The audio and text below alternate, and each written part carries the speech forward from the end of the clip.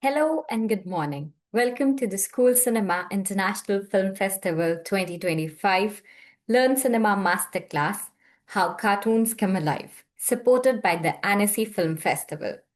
Before I go on to introduce our guest for today's session, let me take you all through some basic guidelines for this masterclass. One, this session is an hour long and will open up in the last 15 minutes for the Q&A with our speaker. So if you have any questions, please use the chat box to put your questions there and we'll take up in the Q&A round. I request everyone to keep themselves on mute throughout the session, and it would be great to have your cameras on so that we can see all the lovely children joining from their classrooms. Third, the session will be recorded, so don't worry. If you miss out on something, you can always go back on our website, skiff.in, and access this masterclass. This will be available on our website after 1st of December. I hope you all are carrying a pen or pencil and paper to take notes because this is going to be an interesting session. Now, I would like to introduce our guest for today, Ulysse Malassagne, who was born and brought up in the French countryside. He completed his studies at the Gobelins Animation School. He became a comic book author and published several books with publishers like Ankama, Glénat and Milan, while also continuing to work in animation as a 2D animator and director.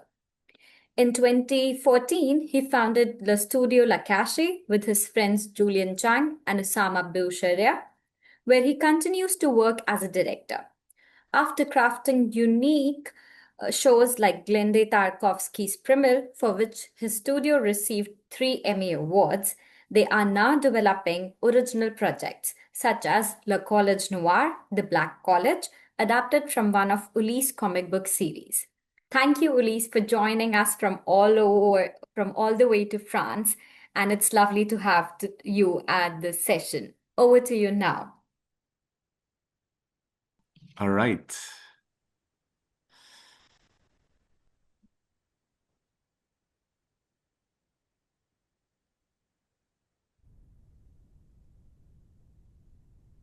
Okay, is it working? Yeah? Yes. Perfect. So hello everyone. Nice to meet you. So yeah, I'm a director and producer in animation. And well, today I'm gonna show you a little bit my work, and mostly I'm gonna show you my project, the Black School, Le Collège Noir in France. It's a personal project that I've been developing and producing for like more than 6 years now. It started as a comic book. It became animation series. We released the first season 2 years ago, and now I'm working on the second season of the show.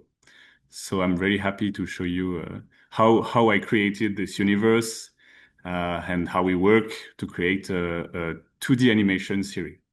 So the logo you see on the screen is the logo of my studio, Studio La Cachette. I created the studio with my 2 friends. Here are our pictures. And it was 10 years ago. So what I can do first is show you a little video of all the different projects that we made.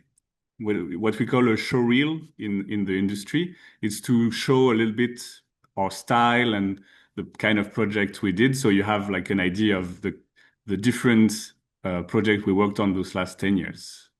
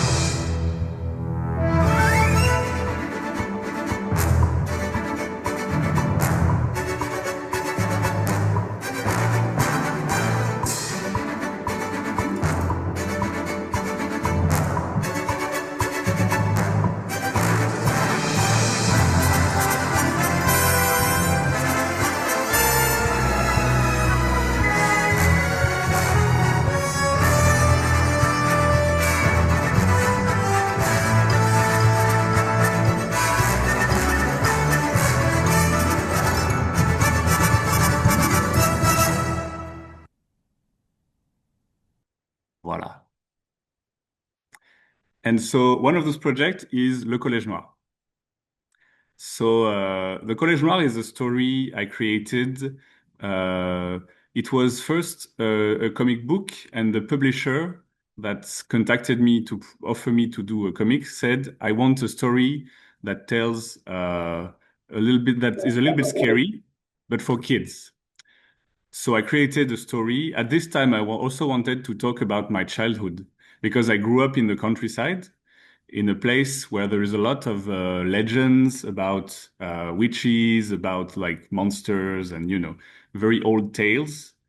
And I wanted to do a little story that kind of an homage for all those kind of stories that I heard when I was kids and when I was walking outside in the old little villages with a lot of old buildings and stuff like that. And so I created this group of characters, and it's actually me and my friends, because I wanted to show the story as something that's happened to me, that really happened to me. So I said, okay, the characters are going to be me and my real friends. So I just took a pen and drew my friends, and that became the characters of the show. So yeah, here is a little clip of the TV show. You probably maybe saw a bit of the first episode at least, but I'm still going to show you a little video so I can talk a little bit more about how we created it. And so in this clip, you'll see the characters walking in the countryside. And in the beginning of the show, they haven't met any monster or any witches yet. They looking for their friends. There's one of their friends that disappeared, and they don't know what happened to him. And so they looking for him in the nature. They playing around, and they're gonna finally see his ghost.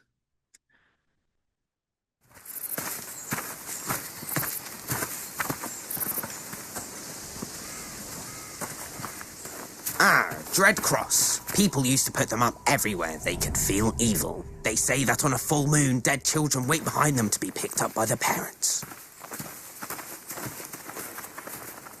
Your region is so freaking creepy. You've got to be so bored to make up that kind of stuff. Not at all. You can live thousands of adventures here. Take a look around. In Paris, you know when you're in Paris. But here, who says this isn't the Middle Ages? Or Middle-earth, and we're looking for a legendary relic. Jonas the scribe is guiding us with his cryptic writings. And suddenly, hidden behind some branches, the Elder's Fortress.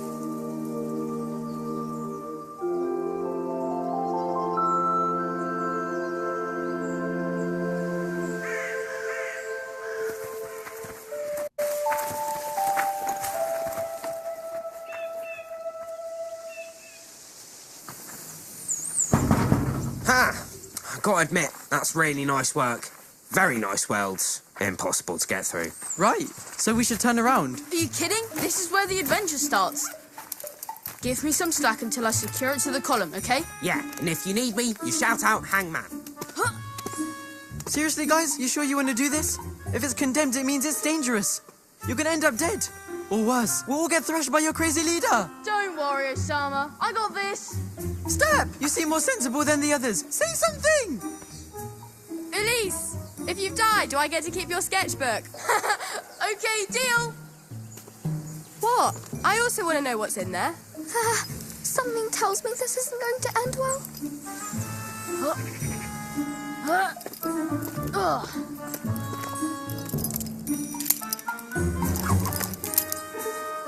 Here we go. I told you I had this. Did you see this, Crumb? Yeah, well, you still haven't beaten my record. You're 5 meters short, mate. Hangman! Hangman! I said Hangman!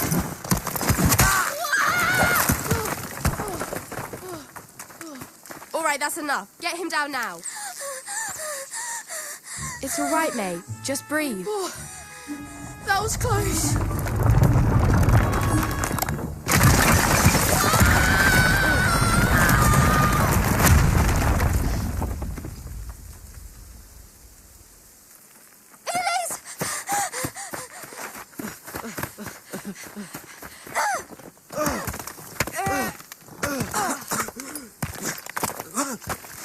no!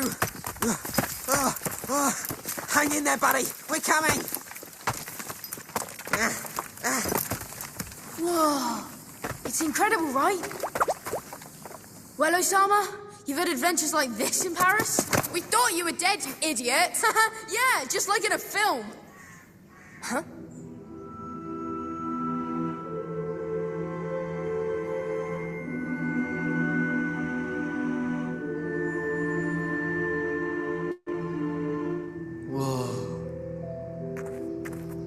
This must date back to the 16th century. Can you understand what it says?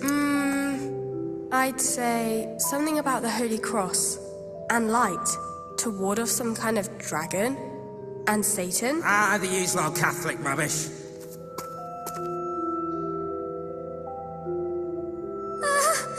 We shouldn't be here. I can feel a lot of negative energy. I'm not surprised, given the history of the family who built the castle. The castle of witch hunters.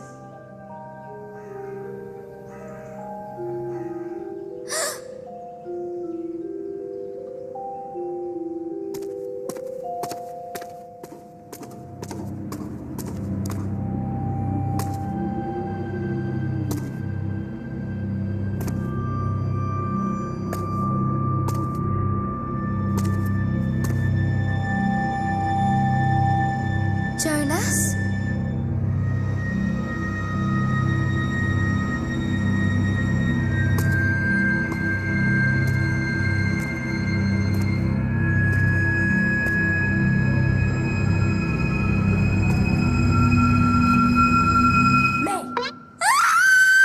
Hey, it's me. Did you find something?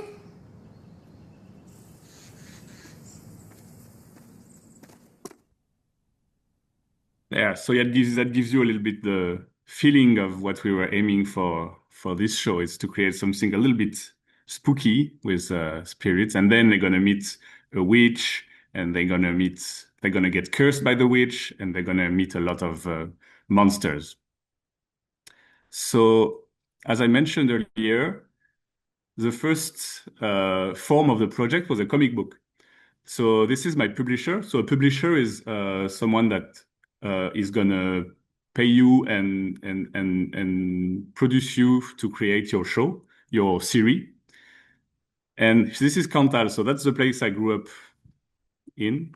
And I did a lot of research to try to create a little school, a little college school for the characters, to be sort of the central place where the adventure is going to take place. Because I had a school like that when I was a kid in the countryside. It was very remote. There was a lot of nature around. And so I really wanted to have this come to life in the comic book. But for the comic book, I'm only working alone. So it's more difficult to create like big universe and to have the time and the resources to create a lot of different places. So I did what I could with the comic book, but when I created the show, the TV show, I said, okay, it's time to make it even better, because I'm going to have a lot of artists working on it. We're going to be a full team. And so it was the opportunity to really make it even better, And so when we adapt a comic book, we have to adapt a little bit the visuals, because we can't just take the drawings from the comic book and make them move. We have to redraw the characters. We have to make them maybe sometimes a little simpler, so it's easier to animate, because when we animate, we have to draw every frame by hand. So if the character is too complicated, it's going to be a lot of time and effort. So we did a lot of research so we took the characters from the comic book and tried to decide how are they going to look in the TV show. And for that, it doesn't take a lot of people. Sometimes it's just 2 or 3 artists that are going to just draw some stuff. So here you see what the researches we did for the witch. We tried different shapes, different style for the monsters, really to decide how they're going to look. Because, as I said, it's very it costs a lot of money and it costs a lot of effort to animate and to draw all the frames. So we have to be sure before we start the TV show, before we start the production, that it's going to look exactly like we want and that we can do it. It was the same for the backgrounds. So to be sure that it's gonna, because we have to know where we're gonna put the camera, where the adventures are gonna take place. So we have to create like maps of all the places, especially for the school. So the school was not a real place. It's a place that I completely invented because it doesn't exist in real life. So I had to draw all the map of the school to decide where is everything, because after that we're gonna have to put the camera where we want, saying, okay, they're gonna go in that corridor, in that room, and it's easier to have like a map of all the places to know how the action is gonna take place. But so the interesting part is also that there is also real places in this in the series, because I wanted it to be like inspired by the place I grew up in. So I took a lot of pictures and to decide where in the area I grew up was the adventure going to take place. And so once we developed all that, we finalize the character. So we decide, okay, the characters are going to look like this. After all the research, we have to decide one look, final look. And we draw the character on all the faces of the character, you know, and also a lot of expressions. We try to draw the character when he's sad, when he's scary, when he's scared, when he's happy. So because we are going to have sometimes 10, 20, 30 animators that are going to work on the project, and they all need to draw the same thing. And so for that, they need to have references. So we have to give them what we call a graphic Bible, which is basically like a file with all the characters and all their faces and what they look like from behind, from the front, from the profile. And with that, they have like a lot of reference to draw the characters like they need to be. And we need to do that for all the characters. We have animals, so we need to do like reference for animals.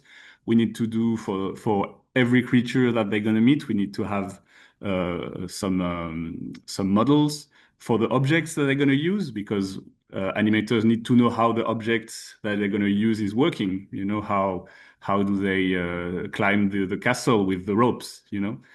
And so it's a very, very big part of the work that is here in what we call the pre-production, because it's before the production.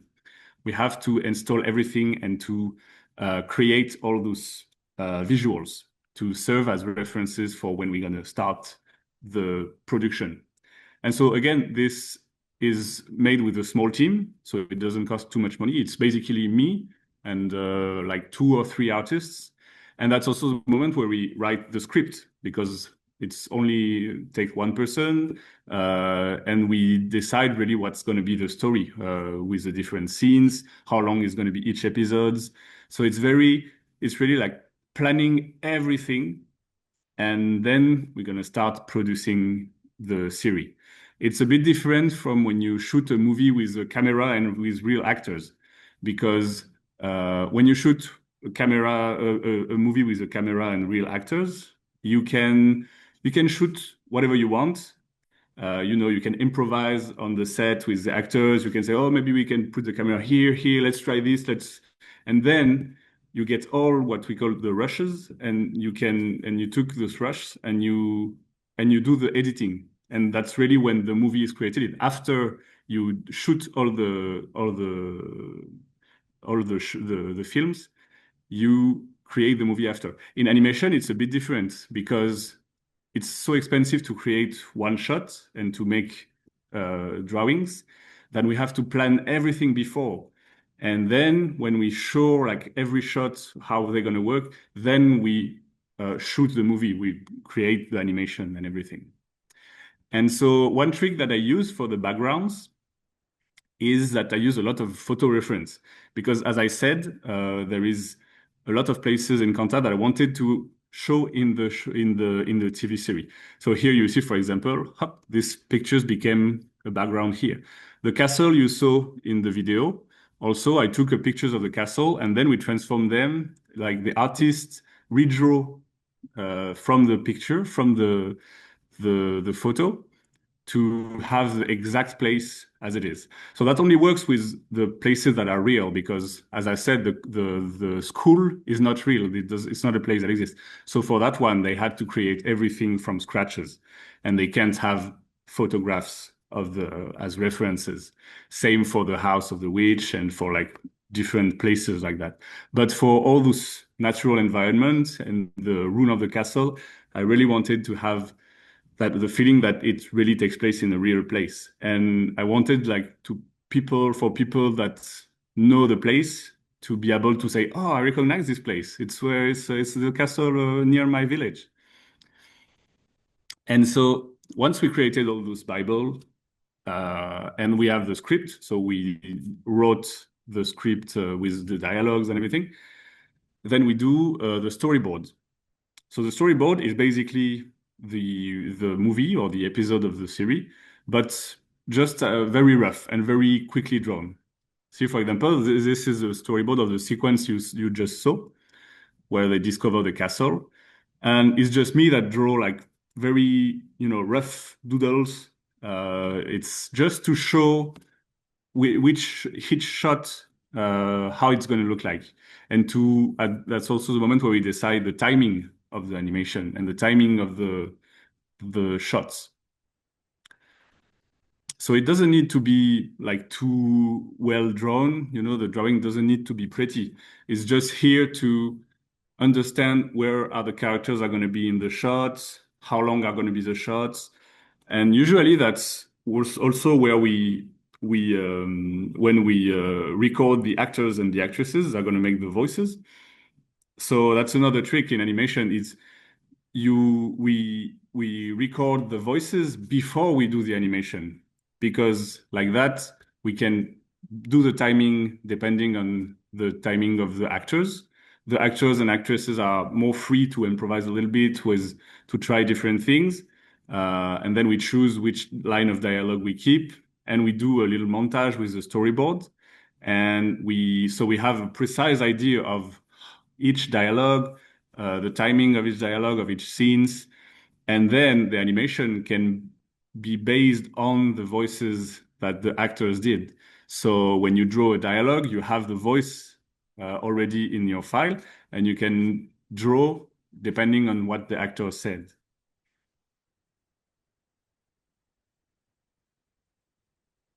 So yeah, we don't have the voices on this sequence, but we recorded it in French, so you probably wouldn't have understood anyway. And so that's also something that it's a bit long, because we have to do the entire series like that as little doodles like that.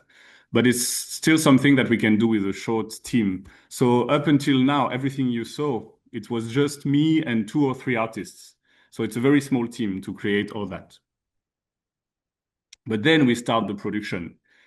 And so the production, once we locked the storyboard that you just saw, we say, okay, so now this shot, we know it's going to be there. Let's start the background. And the first thing we do is the background, because the background is going to be also the base for the reference for the animators, so they know where the character is going to be in the shot.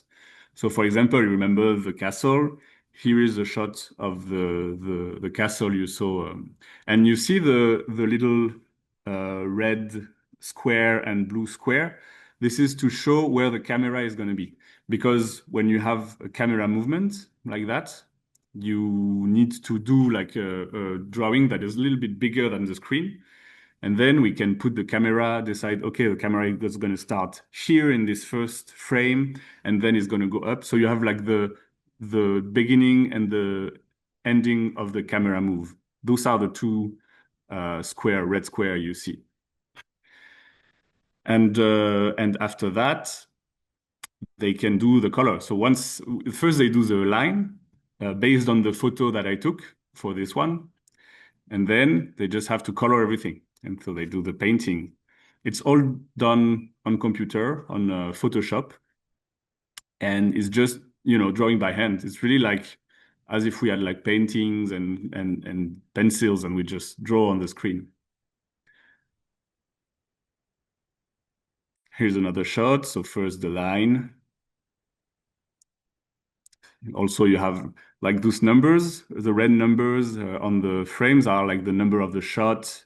And you have like, B and A and B. So that's beginning of the movement of camera and the ending of the movement of the camera. And here's the color. So this one, for example, I didn't have any photos. So they had to invent based on what the castle looked like. They had to draw this one. Oh, the only thing they had was a little doodle from the storyboard. And then once we have that, we can start. So before the animation, there is a step that we call the layout. So layout is we take the background and we're just going to draw one or two drawings. So it's not really, we don't really think about animation yet. It's the first step where we just draw one or two pictures.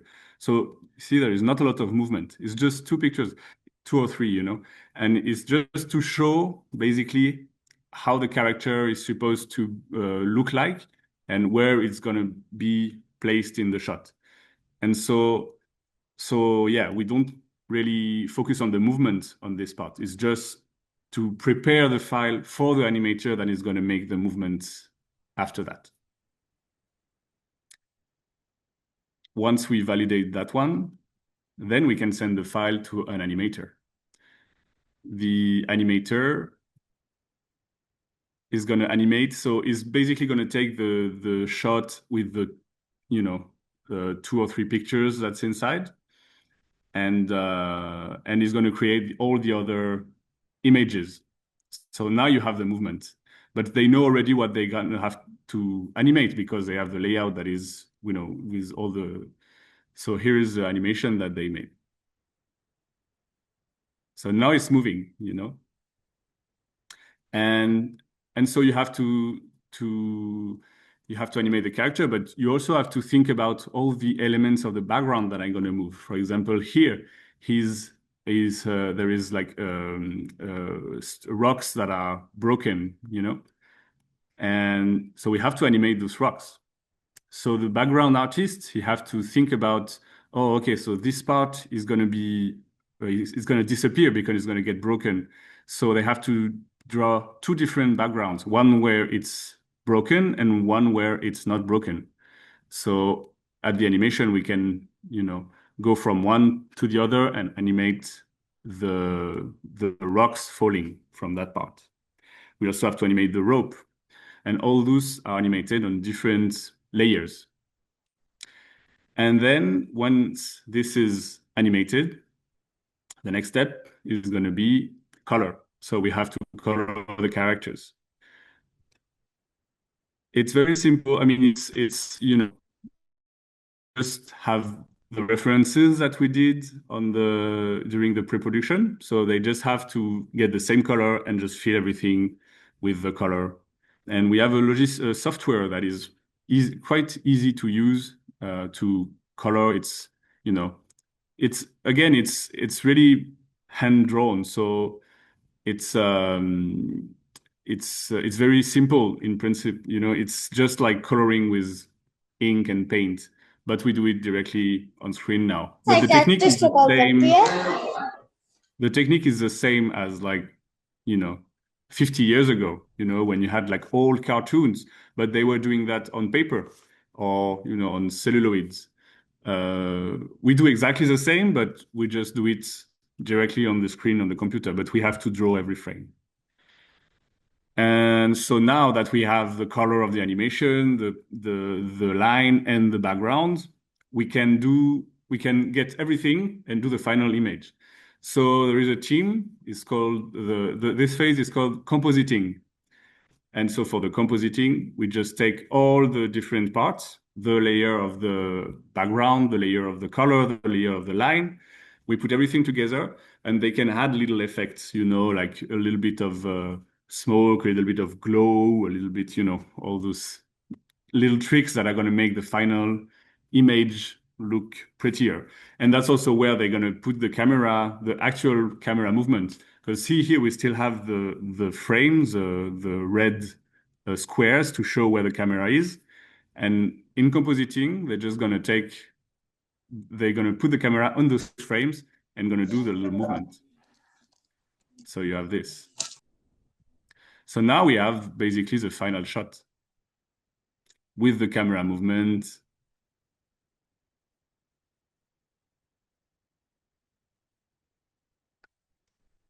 So yeah. So that's how we create a shot. And so this is like, there is around 200 shots per episode. So it's a lot of shots. So that's why we need a lot of artists. So on one project like that, we have around 40 artists working pretty much. So, yeah. So here's a little sneak peek of all the creatures you're gonna get in the series if you watch it. There's a few scary parts, and I can show you a little bit now the softwares we're working in, so you can actually see what it looks like for all these elements that I said. So I mentioned earlier the background. So we use Photoshop for the background. So you're gonna see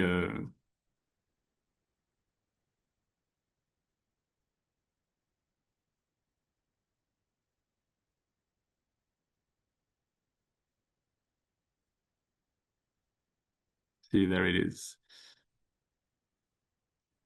So here, you see there is different layers. So that's basically what they have. When they start the background, on the file, they only have that. So it's the storyboard that we put saying, okay, the castle is going to be here, there is a camera movement. I add a little brief and the photo reference. So that's another layer. And I had some, just a little bit of indication to show, okay, so we're going to have walls here with the grass is going to be here. And so sometimes I have details of, okay, this needs to be in focus. This needs to be a little bit separated from the rest of the backgrounds to have a character going under it. I just put some indications so they have everything they need. And then from this indication and the storyboard, they create the background. And the background is also different layers because, if we want to create a camera movement, I don't know if you remember in the little clip I showed you, but the camera, it seems like it's moving there is a zoom, like a traveling. And so to give a feeling of depth, we do several layers. So see, for example, those are separated from the rest of the background, and there you can see a background behind it that you don't see when the camera movement start, when the shot start. But then when the camera is going to zoom in, we're going to make those elements move so you can discover more of the background behind. So all those elements are separated. This way we can play with it during the compositing and when we create the camera movement. And here you can see all the different layers that they created. So it's, the background team, they work with they have different techniques. I'm not an expert in background. So usually that's the part that I just let the artists do their job, and I'm just amazed by what they are doing. But you see, there is a lot of different details that they add layer by layer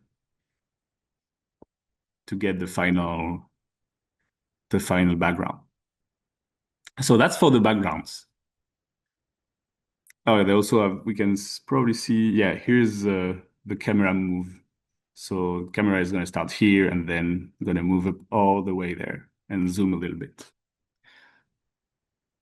So that's for the background. For the layout and the animation, we use a software that is called TV Paint. TV Paint it's a software that was created especially to create 2D animation. So that's what it looks like. So you see on the bottom here, I have all my layers. And see if there you go. See, there's different layers. If I put them on or off, you can see that it's separated from the rest of the animation. So that's the layout, you know.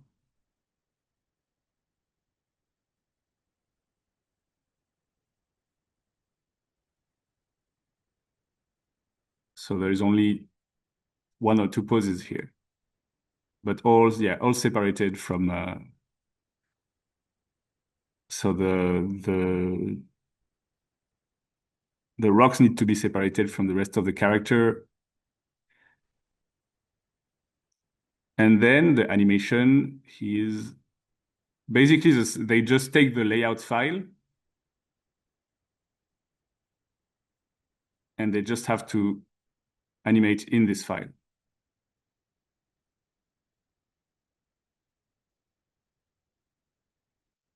And if you look closely here, you can see all the images here on this layer, for example. And you see there is different numbers. Like here, there is a 3, here there is a 4, here there is another 3, 2, 2. Basically, you know, a video, it's 24 frames per second. So that would mean we need to do 24 drawings per second, but that's a lot of work. So it's too complicated to do that. We would need a lot of money to be able to do like 24 drawings per second. So we cheat a little bit. And some drawings, so here you see that's the actual images, 1, 2, 3, 4, 5, 6, 7, 8, 9, 10. But some of the images, like this one, she stays on screen 4 frames. So we don't have to draw all the frames. It's we cheat a little bit, and it doesn't really. Sometimes you can feel it because it's a little bit, you know, you can feel there is frames that stay longer, but it works because the eye is used to interpret the movement when you see pictures, even if it's not like 24 frames per second. And if a character doesn't move, well, we just do 1 frame and we just keep it longer. If the character wasn't moving here, I would just take the first frame here and I would just do this 1 frame for the entire shot, you know, and now it's not moving. So this way, if a character doesn't move in 1 shot, we just do 1 drawing and we keep it longer than the other. So we have a lot of tricks like that to make it easier to animate. Also, our style is, if you zoom very close into the animation, you can see that it's not very clean, you know. It's, you know, the line is somewhere a bit thick. Sometimes there is like holes, and that's basically the style we developed to be able to animate easier, you know, because some animation, they have a really clean line. You know, if you watch your favorite anime, there is always like a very clean, fine line. But again, it takes a lot of money. It's very hard to animate like that. So our style is to make it a little bit closer to the visuals of a book or like hand drawings. We like to do some, you know, some style of a drawing that looks a little bit like it was made with you know, a thick pencil, you know, with ink.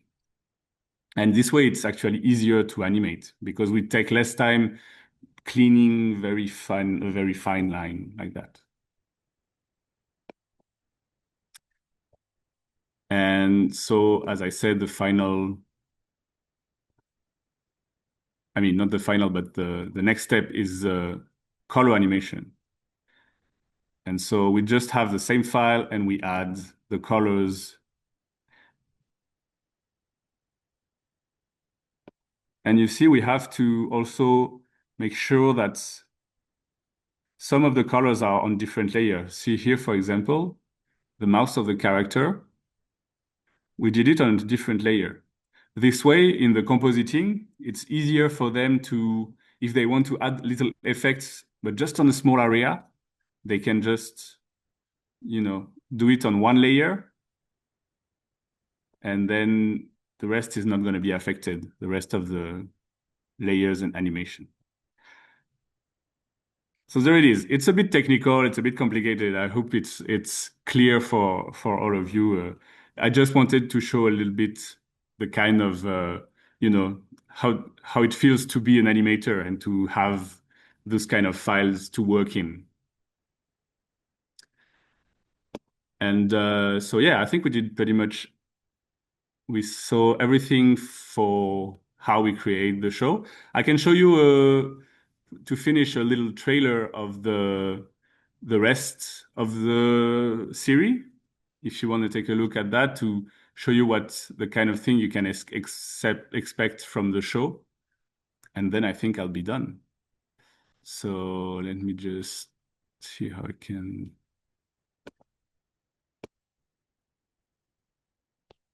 There you go.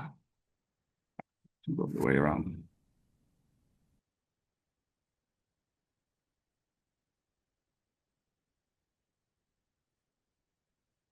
Yeah, so it's in French, so you won't understand the dialogues, but it's to give you an idea of all the scenes and the monster that you're going to encounter in the show. Je me souviens de mon enfance dans les montagnes du Cantal, à l'aube des années 2000. Qu'est-ce que vous foutez encore? Rien, on dessine des histoires. Et il lui est arrivé quoi à votre pote? Il a vraiment disparu? Ouais, l'été dernier. Depuis, on dirait que tout le monde a lâché l'affaire. Mais pas nous! Jonas serait jamais parti sans nous laisser un mot. Entre les vieilles pierres volcaniques et les arbres centenaires, la frontière qui sépare notre monde et celui des contes et des légendes y est plus fine qu'ailleurs.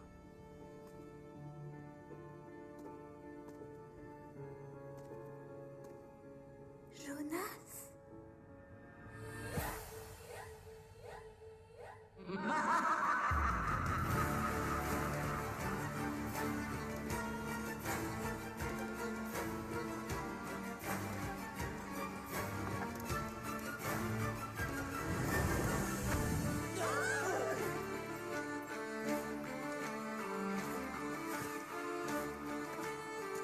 Vous faites quoi? À ton avis, Jonas a besoin de nous. On y va.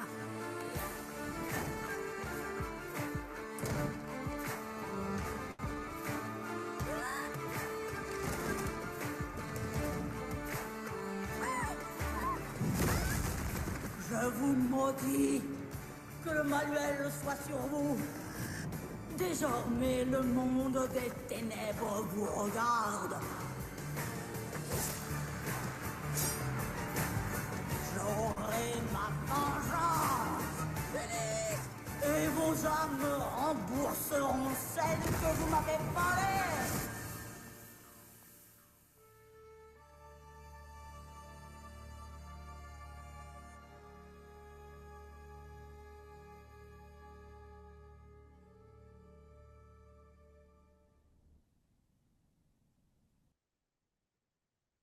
There you go. So I think that's it for me. I showed you a little bit how I work, but now if you have questions or if you have anything you want to talk about, I can answer anything you want. Yes. So if students you want to interact live, you can raise your hand and I can unmute you. Even you can use the chat box to post your questions and I can share it with Ulysse. Though we have 2 questions already, there was one question which said, which application and software do you use for making these animations? So you saw 2 of the software we used. So the one for the background was Photoshop. And the one for the animation was a software called TV Paint. So those are the two main softwares we use. But there is also a few other ones that we can use. For example, for the compositing phase, so the last phase where we gather everything and create the final image, we use After Effects. And basically for each step, we have sort of a specific software that we need to use. So yeah, the main one is TV Paint. We could pretty much do everything on TV Paint, but you know, in the industry, there is like some standards. Like for example, the background artists, they usually work on Photoshop, so we let them work on Photoshop. And for the compositing, it's usually After Effects for the 2D animation. But then I use sometimes another software when I do the storyboards, to like a specific software that is called Toon Boom. So yeah, there's different ones, but the main one is TV Paint. Okay. Thank you. We have another question from Narayana School, Raigant. Can you please go ahead and unmute yourself and ask the question? Pictures for 1 second of animation, and then it goes very fast, you know? So yeah, that's the magic of animation. We just have to do a lot of drawings. And so the animators are trained to know exactly what drawings to make to simulate the movement. And so they draw one by one, you know, each step. And that creates the illusion of it's like a movie, like a normal movie on camera, you know, if you press pause on a movie and you go very slow, you will see up one image, and it goes very slow, but it's just different drawings, different pictures following each other, you know, and we just recreate this illusion of movement by creating ourselves all the images. That was really helpful. I think, thank you. Connected to that, we have another question. It says, can you share the time and speed it takes to like color and paint the background, and how much time does it take for each background? That's a good question. It's true, I didn't talk about that. It's basically, so it can be very long. That's why we have a lot of artists. So for backgrounds, for example, it's usually around 6 or 7 people that are going to work for like 5 months, pretty much. They usually do, it depends on the production. It depends if we have time and money to do like a background very detailed, or if we have to find tricks to go faster. For this series, it was not a big budget. And so they had to make basically around 2 backgrounds per day.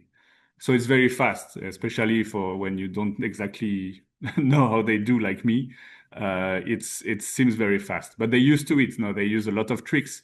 They used to they reuse different elements sometimes. For example, if you have a forest in like 50 shots, well, they're going to reuse the same trees. You know, sometimes you don't notice it because it's not details you really care about when you watch the film, but sometimes it's the same tree that you see in the background that was used 1 background before, you know.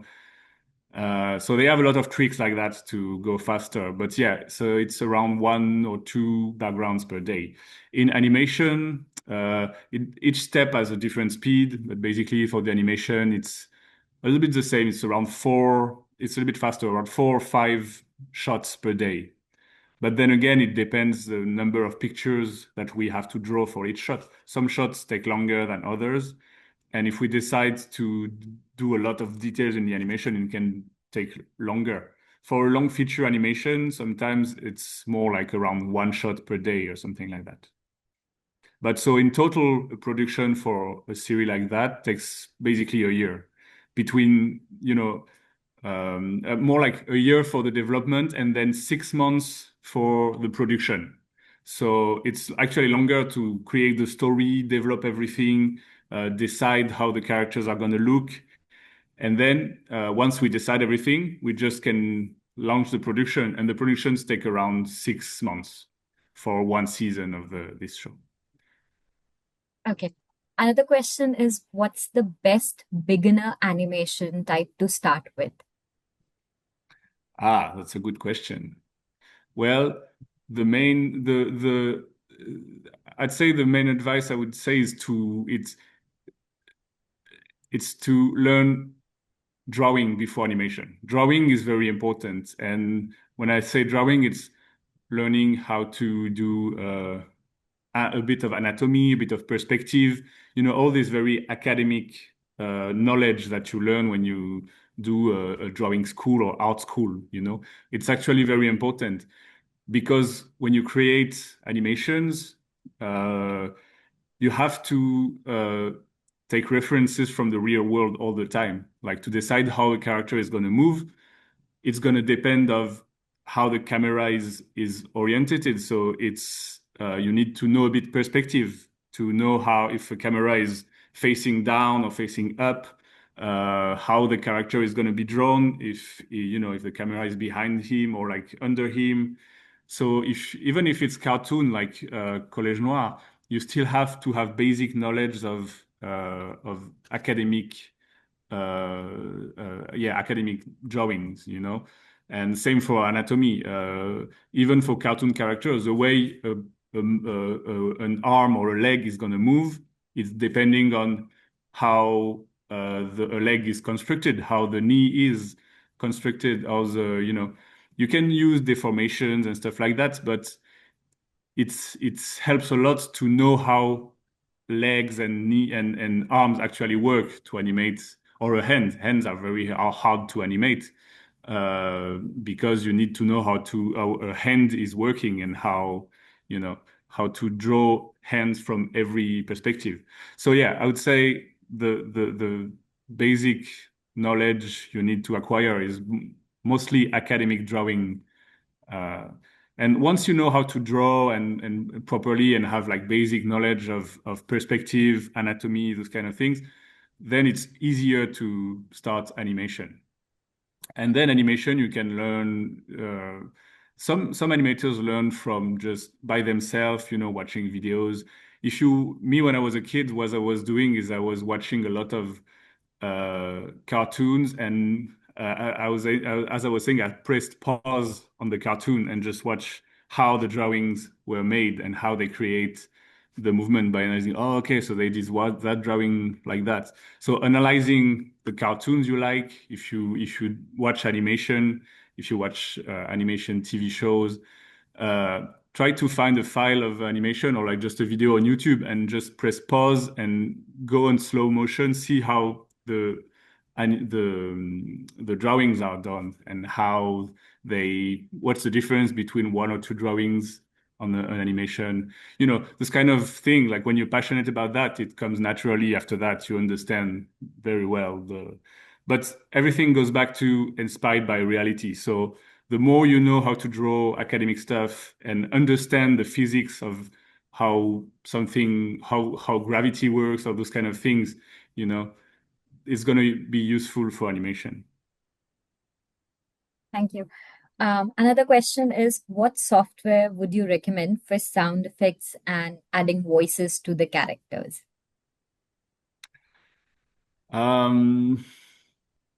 That depends. I don't know which, because there is a few softwares on the market. The one we used is not necessarily the one that are free. So it's not necessarily the one that are easy to find. TV Paint is hard to find because they have all this security system of dongle that you need to plug in your computer to make it work and stuff. So it's hard unless you buy a license, and it's sometimes very expensive, it's hard to find, so, and actually I don't really know what are the free software that you could use right now. I'm sure there is a lot. I'll try to find some links and maybe send it back to you at some point. But because I'm sure there is some that exists. But yeah, that's the problem with, like, in the industry of animation, we usually use software that are you have to pay a license for. It's easier with Photoshop. Photoshop, you can like find cracked version, and everybody in the industry I know used like version that are not official, especially when you learn and everything. And then when you work in the studio, you get a normal license and to be legal. But yeah. Okay. Then what frames do you usually recommend for animating smoothly? So what frames? What, I think, the number of frames would you recommend for animating smoothly? Yeah. Well, it depends the style you want to get, to be honest. Depending, I would say like if you use 12 frames per second, that's fine. So it's not like very, if you talk to people like in America, for example, they would tell you it's 24 frames per second because they're used to that because they are all this tradition of Disney, the Disney movies. They had a lot of budget. So when they were doing 2D movies, and even now when they do 3D movies, it's all in 24 frames per second. So they do all the frames, sometimes maybe even more. Maybe it's like 48 now or something. But so again, it takes a lot of money, a lot of times, but those are very smooth. If you watch an old Disney movie, it's very, very smooth. But on the opposite, you have the animation industry in Japan, for example, and they don't do smooth animation. It's another style, but it's also very beautiful. And sometimes, but usually, the biggest they go is 12 frames per second, and sometimes it's less, And the thing is, you can adapt, If you have your software animation, you can have part of your animation that are animated, we say on ones, so it means 24 frames per second, and some parts are on twos, so 12 per second, one frame stay the time of 2 frames. And even sometimes 3 or 4, 5, you can change the speed of your animation and of your framing, even in one shot. So it's for me, my philosophy is it depends what you animate. If you animate something that is very slow and doesn't move a lot, it's no use to do 24 frames per second. But if you do something that goes very fast and that moves a lot, maybe sometimes on your shot you can do like animate on 24 frames per second. Wonderful.